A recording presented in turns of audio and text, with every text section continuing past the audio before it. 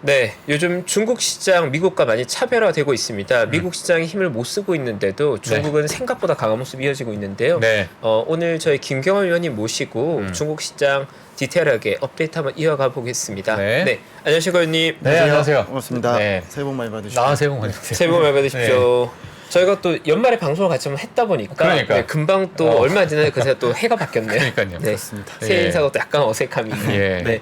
중국 최근에 또 생각보다 또 강하고 좋은 모습이더라고요. 흔들리지 않고. 네네. 네. 다행히 일단 뭐 그때 말씀드린 대로 이제 뭐 리오프닝 생각보다 이제 좀 빨라지고 있고 시장이 뭐 경기 지표라든지 뭐 리오프닝 관련된 또 불안에 대해서도 생각할 수 있지만 결국엔 네. 시장이 너무 빠르고 예. 좀 탐욕적이고 예. 또 리스크를 기존에 이제 부여했던 것들에 대해서 이제 좀 해명이 되고 있는 것 같아서 최근에 이제 뭐 홍콩 시장이라든지 예. 중국의 이런 그 ADR 종목들 이런 예. 쪽이 좀 선방하는 것 같고요. 근데 12월 달에 정말 지표가 안 좋을 것이다. 하지만 그 증시는 좋을 것이다. 중국 증시가. 그 말씀을 딱 해주시고 2022년 마감을 딱 하셨는데 네. 지금 정말 이제 중국에 대한 관심도가 엄청 높고 지금 뭐 당국에서도 이제 뭐 이번에 이제 뭐 엔트그룹 얘기도 좀 있고 하다 보니까는 이제 중국 주식들도 막 올라가고 있거든요. 근데 이게 너무 좀 빨리 또 가는 게 아닌가라는 생각도 들기도 하고. 그렇죠. 예, 그걸 또 어떻게 저희가 또 봐야 될지, 아니면 중장기적으로 저희가 또 가는 것도 나쁘지 않을까 이런 생각도 들기도 하는데. 또 이렇게 얘기하면 낙치라고 생각할 수 있는데 그냥 정상화 수순 정도로 보고 있습니다. 물론 정상화 이제 수순. 홍콩이 예. 10월 저점 대비해서 막 40% 올랐다, 45% 예. 올랐다 이러면 워낙 지하실까지 갔었으니까 일종의 지상으로 올라오는 그 폭도 굉장히 클 수 있고요. 예. 또 빠졌던 원인이 분명히 있었는데 뭐가 해소됐길래 갑자기 한 달 만에 이렇게 또 분위기가 바뀌냐인데 결국에는 작년에 연간으로 어떤 뭐 체제 리스크나 지금 방역이나 부동산 침체 관련 리스크가 방향을 잡고 해결을 하겠다고 해도 그 신뢰가 좀 높지 않았다가 네. 이제 지표 개선 전에 투자 심리나 여러 가지 이제 리스크에 대한 부분들이 많이 해소가 되면서 네. 현재 뭐 그 홍콩이 뭐 40% 올랐어도 PBR 기준으로 0.9배 뭐 1배가 아직 안 되고요. 아직도. 네, PER로 보면 뭐 볼 것도 없고 아. 본토 증시가 뭐 사실은 12월에 홍콩보다는 못했지만 뭐 여전히 싼 상태고 저희가 보는 리스크 관련 지표들이 대체로 대부분은 여전히 위험하다는 신호들을, 그러니까 어떤 할인에 대한 부분들을 많이 반영하고 있기 때문에 예. 뭐 조금 쉬어갈 수는 있어도 계속 말씀드리지만 1, 2월에 오히려 조정 기회를 줄까 싶을 정도로 계속 시장은 좀 상승 시도를 할 거라고 보여지고 이제 작년에 저희가 이제 예상대로 못 갔지만 선진국은 이제 위에서 밑을 봐야 되는 상황인데 예. 중국은 분명히 이제 바닥에서 위를 보긴 했거든요. 다만 그 위를 보는 천장이 계속 부동산 뭐 방역 이런 거였다 보니까 뭐 노이즈 많고 국내로 뭐 외국인들 지금 중국인들 쏟아져 올까 봐 좀 걱정들 많으시지만 현실적으로는 결국에는 이제 푸는 방향이 이렇게 과감할수록 좋은 거고 방향이 잡혔기 때문에 그걸 신뢰하시면서 이제 모든 사이클이 다 저점이거든요. 뭐 중국에서 소비도 저점이고 서비스업도 저점이고 플랫폼도 저점이고 뭐 소비 심리, 레버리지 뭐 다 저점이기 때문에 네. 어떤 게 더 여력이 크고 어떤 게 더 탄력적으로 올라갈 수 있는 논리를 갖고 있는지를 좀 보시는 게 예. 이번 이제 1월 달에 아마 조정이나 뭐 어떤 변동성이 있더라도 좀 사는 기회로 삼으시면 되지 않을까라고 여전히 좀 강한 생각을 좀 갖고 있습니다. 예. 네. 위원님, 근데 이게 요즘 중국 시장을 보면 약간 헷갈리는 게 말씀하신 대로 시장으로 봤을 땐 중국이 온기를 좀 찾아가는 것 같은데 막상 언론을 통해 접하는 중국의 코로나 관련 뉴스 보면 아직은 좀 흉흉한 뉴스들도 많이 있는 것 같거든요. 물론 뭐 국내 기사다 보면 좀 왜곡된 부분도 있겠지만 확진자가 상당히 많이 나오고 있다. 네. 사망자도 많이 늘어난다 이런 얘기가 나오고 있는데 네. 뭐 코로나 관련 리오프닝 상황이나 이런 것들은 좀 정상화가 되고 있는 겁니까 실제로? 사실은 뭐 1월하고 2월에도 여전히 좀 깜깜이 상황일 것 같긴 한데 이제 지표를 보는 게 좀 저희가 계속 땡겨지고 있어요. 그러니까 네. 사실 12월만 해도 저희가 뭐 그 여러 가지 방식으로 보려고 했던 뭐 트래픽, 지하철, 뭐 도로 상황, 그다음에 바이두에서 검색 지수 이런 거 이제 계속 제가 텔레그램 통해서 업데이트하고 있는데 네. 이것도 제가 볼 때는 한 2, 3주 지나면 이것도 아마 안 보실 가능성이 높아요. 그러면 이건 그냥 확정적으로 지금 대도시가 이미 뭐 마이너스 70%나 마이너스 60%까지 트래픽 지표가 급감을 했다가 최근에 이제 다시 꼬리를 들고 있거든요. 이 얘기는 정상적으로 봤을 때는 이제 우리나라 수도권이라고 볼 수 있는 1, 2선 도시, 그러니까 전체 실물 경제에서 그래도 한 5, 60% 차지하는 이 베이징, 뭐 상하이, 심천 같은 도시들은 바닥에서 이미 집단 감염에 대해서 피크는 친 것 같아요, 이미. 피크 쳤다. 대도시가. 네, 대도시가 피크를 쳤기 때문에 아마 이제 시장의 관심은 또 빠르기 때문에 12월, 1월 지표가 이제 바닥인 거는 다 인식을 하실 것 같고 어차피 리오프닝을 되돌릴 가능성은 거의 제로에 수렴하기 때문에 이 방향이라고 한다면 뭐 냉정한 얘기지만 금융시장은 결국에 뭐 금리가 무너지는지 앞으로 지표들이 이제 실제로 개선이 되는지를 보실 가능성이 굉장히 높다고 보고요. 예. 뭐 제가 볼 때는 중국 관련해서 이 리오프닝 관련된 노이즈는 뭐 춘절 이후까지 계속 나올 거예요. 이번 춘절 전에도 예. 20억 명 정도 이동한다고 지금 돼 있기 때문에 예. 뭐 어마어마한 무시무시한 속도로 이미 확산이 됐고 이제 1, 2선 도시에서 터진 것들이 우리 지금 이제 지방 도시들로 빠르게 확산이 되겠죠. 뭐 할머니 할아버지 보러 가고 지방에 이제 농촌이나 이런 데 귀향을 하게 되면은 예. 심지어 지금부터 이미 기차편 예매가 시작이 됐기 때문에 예. 거의 일반적으로 1, 2월 춘절 연휴를 앞뒤로 한 40일 잡거든요. 그러니까 조업 중단되고 예. 연휴 왔다 갔다 하는 걸 40일 보는데 이번엔 더 길어져서 한 50일 정도. 50일. 네, 왜냐하면 지금 오피스에 나오는 사람이 별로 없고 대도시의 경우는 이미 그냥 집에서 이제 사실상 뭐 이런 얘기하면 좀 그렇지만 몸뚱이로 때우는 거거든요. 지금 상황은. 예. 그러면 자택 일주일 하다가 그냥 고향 빨리 갔다 오겠다. 연휴 휴가 내고 이런 식이기 때문에 40일에서 거의 50일까지 연장되는 거로 보시면 되거든요. 그러면 이제 완전히 이제 블랙아웃 기간 같이 가겠죠. 근데 이제 그때는 오히려 트래픽이 의미가 없고 예. 이제 12월 지표 나쁜 건 다 아실 거니까 예. 이제 1, 2월에 앞으로 나올 지표들이 이제 어떤 것들이 개선이 되고 어떤 것들이 이제 소비면 소비 혹은 오늘 말씀드리고 싶은 뭐 테크 쪽이면 테크 쪽, 재고 조정이면 재고 조정, 뭐 이런 것들을 예. 이제 좀 더 냉정하게 보지 않을까라고 생각 갖고 있고요. 예. 뭐 저희가 계속 뭐 매일 텔레그램 이런 거 업데이트 하지만 그냥 이거는 점차 그냥 좀 믿으시는 방향으로 네. 뭐 본인들이 발표를 안 한다는 거잖아요. 그러니까요. 예. 네. 그리고 솔직히 말하면 저는 이 상황이 예. 조금 믿기지가 않는 게 이 네. 정도로 과감하게 막 할지는 몰랐어요, 솔직히. 그러니까 금융시장 관점에서 보면 충격일 수 있지만 리오프닝을요? 네, 리오프닝 자체가 어. 상당히 빠르고 예. 과감한 편이라서 예. 이걸 제가 뭐 낙관 비관 측면이 아니라 예. 기본적으로 금융시장 입장에서는 일반적인 국가처럼 이렇게 하는 게 빨리 끝내는 게 좋긴 하거든요. 그래서 예. 일단 대도시는 그러니까 제가 걸릴 사람 빨리 걸리고 네. 예, 한번 싹 사이클 돌고 그냥 바로 리오프닝 계속 그냥 가자. 네. 이게 더 그렇죠. 근데 이제 물론 한 2월쯤 가면은 예. 이쪽이 이제 mRNA 백신 접종이 없었고 또 수입산 백신에 대해서 아직도 거부하고 있기 때문에 이제 2차, 3차 재감염에 대해서 이제 우려하실 수 있고 그게 결국엔 경기 지표 회복에 대해서 탄력도를 약화시킬 수 있기 때문에 이제 그런 문제들은 저희가 앞으로 춘절 이후에도 또 업데이트 계속 드려야 될 것 같고 네. 일단은 경제 활동의 60% 정도를 차지하는 1, 2선 대도시나 동부 연안은 이미 지금 현재 피크인 것 같다. 이미 내려가는 도시들이 보이거든요. 아 요즘에 근데 네. 이제 중국에 관련된 이야기를 들으면 아 이게 진짜 주식시장이 선반영한다라는 그 자체가 몸소 그냥 느껴지는 것 같아요. 그렇죠. 진짜 안 좋은데 주식은 올라가고 있어. 근데 사실은 리오프닝을 더 끌었거나 예. 더 늦게 했으면 예. 저는 그것도 굉장히 리스크라고 생각해요. 네, 뭐 오히려. 제가 중국만 봐서가 아니라 예. 지금 뭐 테슬라, 애플 다 지금 미국 주식들 그러니까요. 중국 익스포저 있는 기업들 보시면 예. 아시겠지만 결국에는 방향을 잡고서 조업 중단이 좀 되고 수요가 좀 단기적으로 급감을 하고 이러더라도 결국에는 경쟁력 있는 기업들은 중국에서 다 털고 가는 거기 때문에 네네. 뭐 그쪽에서 수입도 재개될 수 있고 심지어 뭐 이제 여러 가지 소비재나 이런 것들도 결국에는 저는 방향성은 잡혀 있다고 생각을 합니다. 예. 알겠습니다. 일단 뭐 그럼 아까 좀 말씀하신 것 중에 저희가 이제 잠깐 보는 게 뭐냐면 2023년 네. 꼭 알아야 할 중국의 5가지 변화 뭐 네. 이런 게 있어요. 네, 제가 뭐 거창하게 5개를 잡았는데 네네. 그냥 제가 몇 가지 그냥 핵심 키데이터하고 네. 이제 뭘 또 사면 좋을지 이제 말씀드리겠습니다. 네. 제가 좀 자료를 잠깐 띄워놨는데 네. 올해 중국에서 딱 한 지표만 골라서 봐야 된다. 중국에서? 그러면 네, 중국에서 네. 지표 하나만 저희랑 쫓아가면서 이렇게 본다고 치면 보시는 이제 왼쪽에 신규 중장기 대출 증가율이라고 제가 그려놨거든요. 이게 조금 색깔 음영이 좀 헷갈리실 수 있는데 지금 이렇게 V자로 최근에 팍 올라온 게 신규 중장기 대출 증가율입니다. 왼쪽 그림이고요. 네. 이게 그 주가도 사실은 선행 지표인데 주가를 좀 더 선행하는 지표가 예. 중국 은행권의 중장기 대출 증가율입니다. 이 어. 데이터가 보통 지금 보시는 중국 A주의 PER 즉 밸류에이션을 한 3에서 6개월 정도 선행하거든요.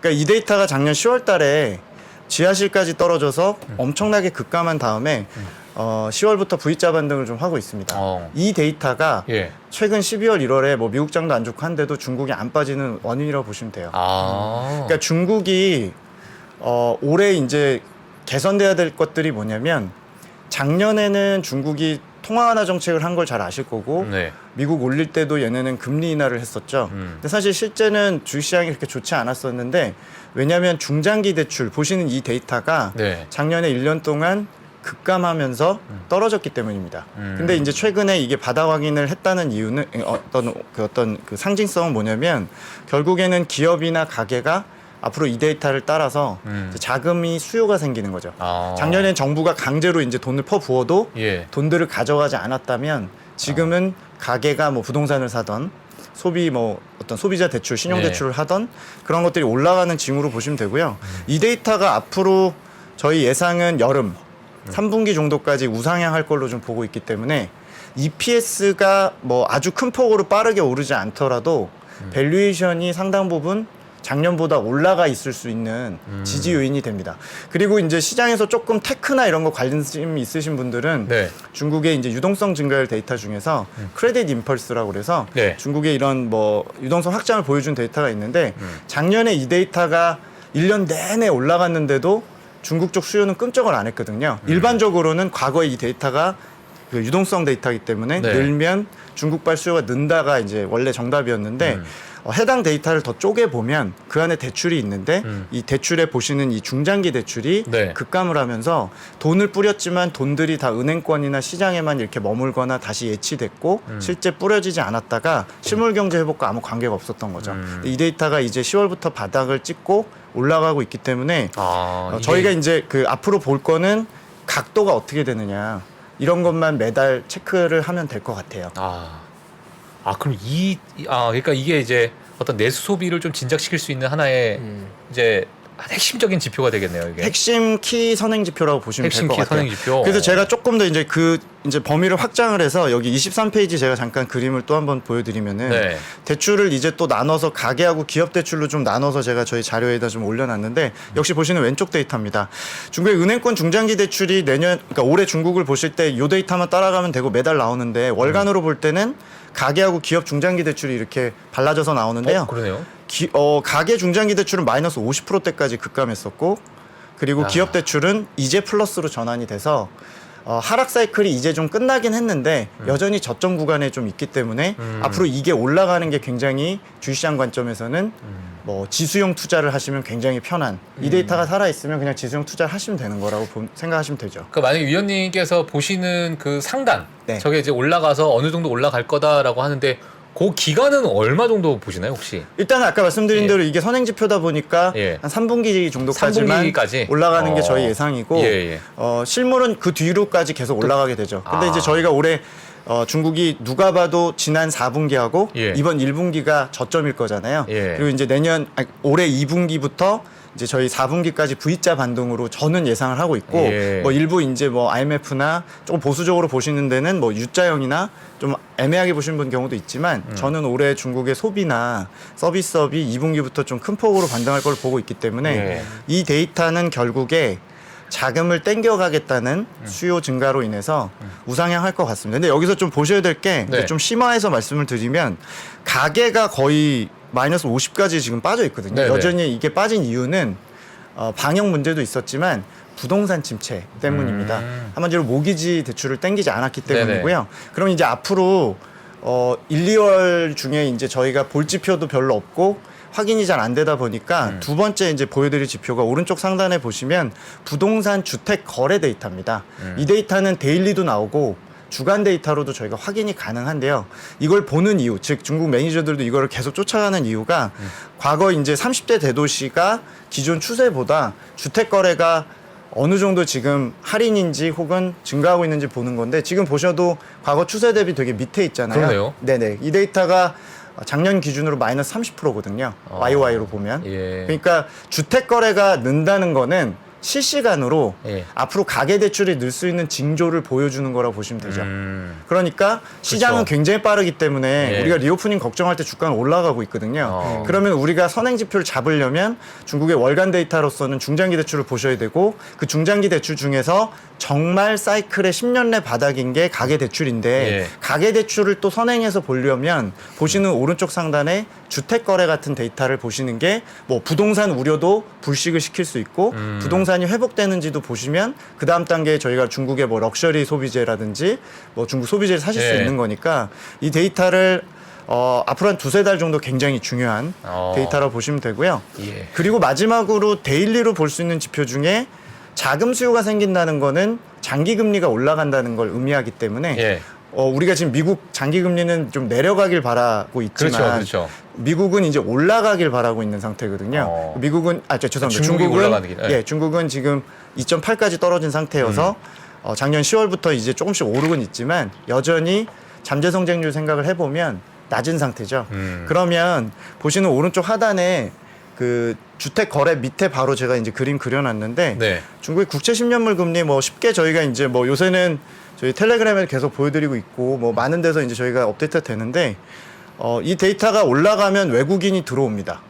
오. 중국 주식시장에 최근에 보시면은 10월부터 예. 보시면 외국인 순매수 추이가 회색선이고 그러네요.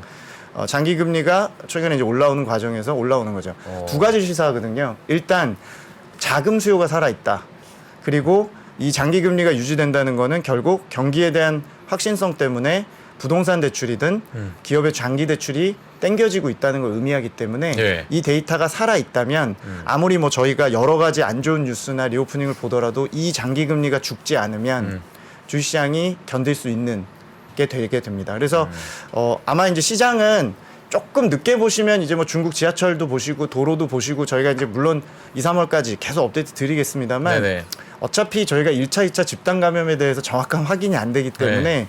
안 알려주니까. 예, 그거 너무 아쉽지만 예. 기본적으로 이제 트래픽 지표는 다음 단계에 이런 데이터들에게 대체될 가능성이 높다고 보여집니다. 그래서 이 데이터가 이제 뭐 일종의 변화라기보다 작년에 이런 데이터 작동을 안 했거든요. 예. 그래서 이 데이터를 이제 좀 더 제가 좀 실시간으로 업데이트 드릴 수 있을 것 같고 뭐 다음에도 와서 좀 점검을 해드리도록 하겠습니다. 네. 그리고 이제 오늘 시간 관계상 제가 그래서 이제 주식에 대한 아이디어 측면에서 네네. 제가 중국 컨슈머, 그러니까 컨슈머. 중국 소비재들 좀 계속 조정시든 뭐 지금 상황이든 계속 사야 된다고 보는 상황이고 그 다음에 이제 그 중국의 테크를 좀 말씀드리고 싶은데 일단 소비재 얘기만 짧게 드리면 네. 역시 이거 좀 자료 띄워놓고 얘기해 보겠습니다. 15페이지 네. 제가 이제 좀 띄워놨는데 저는 올해 제 전망의 가정이 1분기가 중국 소비의 바닥이고 2분기, 3분기에 이제 쭉 올라올 걸로 보고 있는데 앞으로 회복 여력이 좀 많은 소비를 좀 보여드리면 오른쪽의 그림 두 개는 그냥 쉽게 생각할 수 있지만 지금 중국이 출국자가 없잖아요. 출국자가 팬데믹 이전 대비해서 마이너스 90%인데 사실 이거는 이제 시장이 느끼고 뭐 LCC든 국내 면세든 항공이든 이런 주가들이 이미 시세가 한번 분출이 된 것 같고 이거는 국가마다 이제 받아들이겠다는 쪽과 안 받아들이겠다는 맞아요. 쪽과의 차이에 따라서 예. 1, 2월에 좀 쉬거나 좀 차이가 있겠고요. 근본적으로 저는 소비재를 좋게 보고 보시는 왼쪽에 보시면 이 막대 그래프들이 뭐냐면 만약에 중국이 팬데믹이 발생하지 않았었고 2015, 19년 정도 사이에 5년 동안의 평균적인 소비 증가율이 유지가 됐을 경우에 그 올라갔을 추세 대비해서 지금의 현실이 얼마나 괴리를 보여주고 있는지 즉 앞으로 회복될 여력 완벽히 돌아가진 않겠지만 예. 어느 정도 이제 덜 소비하고 있는지 보여드리면 전체 소매 판매는 평균적으로 저희 계산에는 마이너스 21% 정도 여력이 있는 거고요. 의외로 중국이 지금 제일 소비를 안 한 게 스마트폰입니다. 맨 왼쪽에 보시면 의외네요. 통신기기 보이시죠? 예. 마이너스 32%. 그리고 부동산이 안 좋다 보니까 거기 들어가는 내장재, 뭐 인테리어, 가전 이런 가구 이런 것들이 역시 30% 정도 마이너스. 그리고 화장품도 꽤 많이 소비를 못 하고 있고요. 네. 그래서 이런 것들이 이제 전반적으로 앞으로 회복될 경우에 여력이라고 보시면 되죠. 물론 이제 소비재마다의 특성에 따라 다르겠습니다만 소비재가 이렇게 이제 돼 있다는 걸 좀 먼저 보여드리고 그렇다고 해서 소비가 꼭 리오프닝했다고 좋을 수 있겠어라고 이제 의심을 하신다면 일단 모든 지표가 바닥이기 때문에 조금 제가 다시 한번 보여드리면 보시는 이 왼쪽 그림은 중국의 소비 심리가 이제 10년 내 최저, 역대 최저 수준이고 가계 부채 증가율은 10년 내 최저라는 부분을 이제 저희가 업데이트하고 있고 초과 저축액이 이제 오른쪽 상단의 그림을 좀 보면은 지난 3년 동안 추세보다 더 많이 소위 말해 쟁여진 소비하지 않은 초과 저축액이 전체 예금의 한 10% 정도, 그러니까 7조 RMB니까 우리나라 또한 1,400조 원 정도 되고, 그건 지난번에도 말씀드린 것 같아요. 이제 예, 맞아요. 금액이 중요한 게 아니고 제가 이 얘기를 했더니 굉장히 날카로운 댓글 질문이 예. 그게 뭐 부자들이 했을 수도 있고 누가 했는지에 따라서 또 안 나올 수도 있는 거 아니냐. 꼭 많다고 해서 이게 중요한 거 아니냐라고 했는데 그쵸. 뭐 제 자료에 보시면 디테일하게 예. 2가지 정도 조건에 따라서 이제 풀릴 수 있다라고는 제가 해놨기 때문에 참고하시면 될 것 같은데 네. 제가 오늘 말씀드리고 싶은 거는 미국과 비교해 볼 때 왜 예. 소비재를 좀 많이 쓸 것 같은지 좀 설명을 드리면 그 오른쪽 하단에 중국의 서비스업하고 제조 PMI의 고용 데이터입니다. 참고로 중국의 소비가 지금 100이라고 한다면 네, 오른쪽 하단 그림인데요. 그 중국 서비스업이 전체 고용의 한 70% 정도 차지합니다. 근데 이 서비스업 고용이 지난 3년 동안 플랫폼 규제, 부동산 침체, 또 리오프닝 관련된 저희 방역 관련된 피해로 인해서 제조업보다 서비스업이 훨씬 더 고용에 충격을 받았는데요. 제가 볼 때 2분기부터 당장 리오프닝 이런 속도로 빨리 진행이 되면 제가 쉽게 생각을 해보면 다 배달하시던 분들, 그러니까 예전에 농민공이었던 분들이 도시로 나와서 배달하시고 또 이런 요식업 같은 데서 일하시고 또뭐 여러 가지 뭐 콜센터라든지 그쵸. 이런 부동산 중개업 이런 데서 많이 일하셨고 실제로 서비스업의 고용의 상당 부분은 예. 이런 데서 책임을 졌었죠. 이분들이 지난 3년 동안 상당히 많이 잘렸을 것 같아요. 그렇죠. 그렇죠? 근데 아마 2분기에 당장 사람이 필요해지기 시작을 하고 사람들이 엄청나게 돌아다니기 시작을 하는데 구인난이 펼쳐질 가능성이 높고 미국의 경험을 봤을 때 사람 구하기 어려워지면 임금이 다시 올라가기 시작할 거고 이 사람들이 취업이 된다고 가정했을 때 상당히 소비재의 소비 여력, 즉 고가 소비재보다는 중저가, 즉 기존에 고용 문제로 좀 미뤄놨던 뭐 핸드폰 교체라든지 네네. 화장품이나 뭐 일부 저가 여행이나 지방 여행들 이런 것들이 이제 일어나겠죠. 그래서 저는 올해 보복 소비가 예. 중국의 그 어떤 방역 그 봉쇄는 글로벌리 탑이었기 때문에 예. 상대적으로 한 1년을 놓고 보면 상당히 좀 탄력적인 회복을 예상을 하고 구인난 발생이나 이런 경험을 미국의 사례로 봤을 때는 네. 지금도 제가 볼 땐 중국의 소비의 그 앞으로의 회복세를 여전히 시장이 좀 과소평가하고 있다고 저는 생각을 합니다. 제가 구조적인 얘기 드리는 얘기 아니고요. 네. 기본적으로 너무 눌렸기 때문에 이런 것들에 대해서 좀 보고 있습니다. 예. 그래서 저희가 소비재 쪽을 일단 기본적으로 좋게 보고 마지막으로 제가 그 테크 얘기를 좀 드리고 싶어요. 그러니까 뭐 지금 뭐 오늘 삼성전자 얘기도 나왔습니다만 국내 투자하시던 혹은 미국 쪽에 중국 관련된 테크를 보시든 간에 지금 중국의 일종의 수입 데이터 이런 것들이 굉장한 저점에 와 있다는 부분은 좀 보이실 필요가 있다고 생각합니다. 그 제가 자료에 역시 띄워놓은 이제 좀 띄워주시면은 지금 중국의 최근에 재고 조정이 거세게 진행이 되면서 중국이 지금 수입을 안 하고 있는 상태가 계속 이어지고 있거든요. 그래서 보시는 왼쪽 데이터인데 중국의 수입 증가율하고 중국의 제조업 완성품 재고 증가율 제가 그려놨는데 수입은 지난 10년 내 거의 최저 수준까지 12월에 빠졌습니다. 에너지 제외한 수입은 마이너스 18%입니다. 이 정도로 수입을 안 한 적이 거의 없거든요. 네. 근데 이렇게까지 수입을 안 한 거는 수출이 안 되고 재수출이 안 됐기보다는 내수가 안 좋아서 그렇습니다.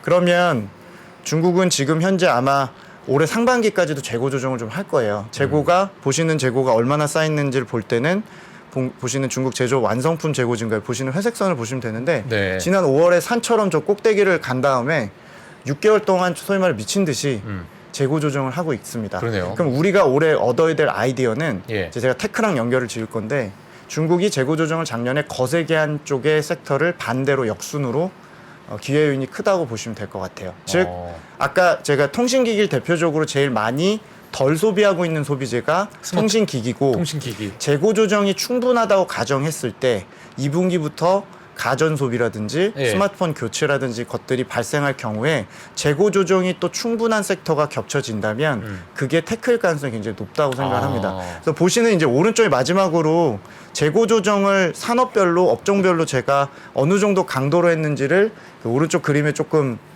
그려놨는데 재고는 볼 때 재고 증가율도 보고요. 재고 자산 비율, 즉 플로우 개념도 보고 쌓여있는 스톡 개념으로도 보는데 플로우 개념으로 보더라도 6개월 동안 철금속, 통신전자, 의류, 일반기계, 화학 이런 것들이 아주 거세게 재고 증가율이 둔화됐고 즉 재고를 줄이고 수입을 안 한 거죠. 그리고 밑에 보시면 재고 자산 비율도 100분류로 봤을 때 최근 6개월 동안 일반 기계나 통신전자 이런 것들이 상당히 재고 조정을 절대적으로도 많이 했습니다. 그러면 제가 볼 때 지금 중국의 반도체 사이클은 보통 한 1년 반 정도 하강 사이클인데 제가 오늘 여기는 아쉽게도 없지만 중국의 반도체 수입도 1년 6개월 동안 줄였고요. 재고 조정은 이미 그 테크 쪽이나 이런 쪽이 가장 앞선 혹은 가장 거센 재고 조정을 했기 때문에 네. 1, 2월 달에 한국과 대만 입장에서 보면 중국의 테크 수입이 바닥을 칠 가능성이 굉장히 높다라고 생각을 합니다. 물론 이제 추정치가 올라가고 애널리들이 느껴서 뭔가를 그 뭐 저희가 중국 그 미국 반도체 관련주들이나 파운더리나 스마트폰 관련해서 얼마나 기민하게 움직일지 모르지만 중국의 수입 데이터가 1, 2월에 제 예상대로 바닥을 치고 돌기 시작을 하면 테크 관련된 수요에 대한 기대치가 저는 빠르게 올라갈 수 있다고 생각을 합니다. 그럼 정리를 하면 네. 차이나 컨슈머는 상반기에 저희 해외 투자 포트에서 꼭 담아야 되고 조금 이제 여러 가지 고민을 하면서 압축을 해서 담으시면 되겠습니다만 소비재를 좀 더 좋게 본다 첫 번째. 두 번째는 중국이 소비를 올해 2분기부터 V자로 회복한다고 믿으신다면 기본적으로 재고 조정이 충분하고 앞으로 수입이 제일 빨리 재개될 수 있는 역순으로 봤을 때 원재료와 중간재에 가까운 테크 쪽, IT 부품, IT 장비, 반도체 쪽이 지금 비관할 때 오히려 수입하는 재개 신호가 중국이 제일 먼저 들어올 수 있다라는 얘기를 드리면서 테크 쪽에 대해서 차이나 익스포저가 있는 노출도가 있는 테크에 대해서 저는 뭐 국내의 경우면 당연히 스마트폰 관련된 기업들 중국에 직접 투자하신다면 뭐 샤오미 같은 실제 스마트폰 기업들을 보셔도 되고 예. 중국의 가전업체들 굉장히 싸져 있기 때문에 뭐 가전업체 직접 컨슈머 개념으로 보셔도 되고 반도체 업체들도 조금 유심히 보시면서 중국 노출도가 오히려 역으로 있을 때 보시면 될 것 같습니다. 그러면 어떤 징후를 보면 이게 수입을 하는 거냐? 당연히 수입 데이터를 보면 좋은데 그거보다 더 빠른 데이터가 있는데요. 그 매달 나오는 중국의 PMI 데이터 있잖아요. PMI요? 예, 중국이 뭐 매달 초에 발표하는 제조 PMI 뭐 이런 것들 저희가 맨날 업데이트 하는데 이 PMI 데이터를 뜯어 보면은 세부 데이터에 원자재 재고 지수가 있습니다. 그러니까 완성품 재고를 드리기 전에 원재료를 먼저 드리겠죠. 그래서 원자재 재고 지수가 첫 번째 지표고요. 두 번째가 중국의 생산자 물가 뉴스를 좀 주목하실 필요가 있습니다. 네. 생산자 물가를 전년비, 전월비로 다 보는데 뭐 미국 CPI만 보시지 말고 중국의 생산자 물가가 지금 마이너스거든요. 얘가 바닥 확인을 하는 신호들은 네. 전월비, 전년비로 볼 수 있습니다. 아마 저희 예상에는 빠르면 2월 데이터 정도면 예. PMI라든지 PPI가 바닥 징후가 들어올 수 있습니다. 그러면 이건 수입을 재개하는 신호 혹은 재고 조정을 좀 끝내가는 후반부로 가고 있구나를 보시고 재고 조정이 앞단에서 이미 거세게 했던 테크, 화학, 철강 이런 것들 좀 보시면서 국내 투자하실 때도 대중 수출주들 보실 때 반도체를 보시면 되는 거고요. 또 소비재 쪽에서 스마트폰이나 이런 것들을 동시에 좀 고려하실 필요도 좀 있다 이렇게 생각을 하고 있습니다. 야. 제가 좀 마음이 급해서 최근에 이제 그 예. 재고 조정 데이터나 예. 소비 데이터 말씀드리면 한두 끝도 없는데 결론 위주로 말씀드렸기 때문에 네. 저희 뭐 제 자료를 검색해 보셔도 되고 네네. 지금 갖고 온 데이터 위주로 이제 보셔도 예. 무방할 것 같습니다. 네. 이게 방송에서는 이게 아마 표현이 안 됐을 것 같은데 제가 지금까지 본 김경환 위원님의 눈빛이 오늘 가장 초롱초롱했다. 자신감, 빛이 막 났습니다. 자신감. 예. 작년에 너무 명태 같았죠. 네. 진짜로. 야, 근데 오늘 이거 오늘 진짜 꼭 보셔야 될 것 같아요. 왜냐면 지금 중국 시장이 워낙 좋으니까. 그렇죠. 근데 이렇게 지금 세세하게 봐야 될 지표 뭐만 체크해라. 그다음에 어떤 섹터들, 그다음에 그거에 대한 어떤 근거들 이런 것들을 이제 말씀해 주시는 이거 어디서 들을 수 없을 것 같은데. 맞아요. 사이클이 여러 예. 가지가 저점이긴 합니다. 예. 그래서 뭐 좀 편한 상황이다 보니까 너무 뭐 테일 리스크나 블랙스완 이런 것들은 제가 보기에 그렇게 확률이 높지 않습니다. 예. 그래서 일단은 지금은 조정 시에 계속 매집을 좀 하셔도 네네. 포트에서 좀 수익률이 좀 제고가 되고 작년에 어떤 부진을 일부 좀 씻어낼 수 있는 좀 만회는 해줄 수 있을 것 같고 오히려 걱정은 상반기에 좀 너무 선반영을 땡겨서 할 것 같아서 하반기에 대해서 오히려 뭐 경기에 대한 어떤 정책 정상화나 예. 일부 이제 이런 가능성은 있는데 1월 달이 분명히 지금 현재 이렇게 계속 갈 수는 없기 때문에 조정 시기나 이런 걸 잘 고려를 해서 중국의 이제 그 컨슈머 관련된 펀드나 ETF들 또 테크 쪽 관련된 중국 테크만 좀 관련된 것들 혹은 뭐 대만 증시나 한국 증시도 수혜가 될 수 있다고 저는 생각하거든요.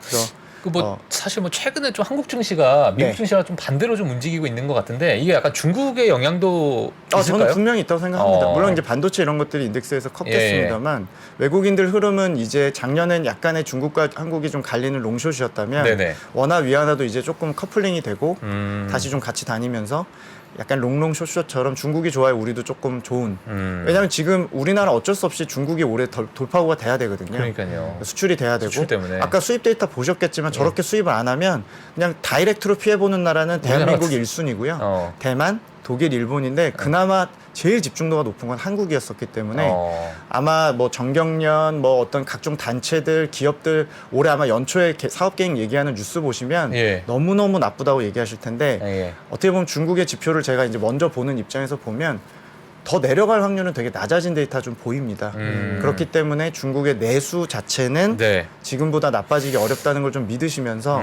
조금 이렇게 자리 잡는 투자 관점에서 네. 테크도 좀 보실 필요가 있을 것 같다라고 소비재와 말씀- 테크. 네네네.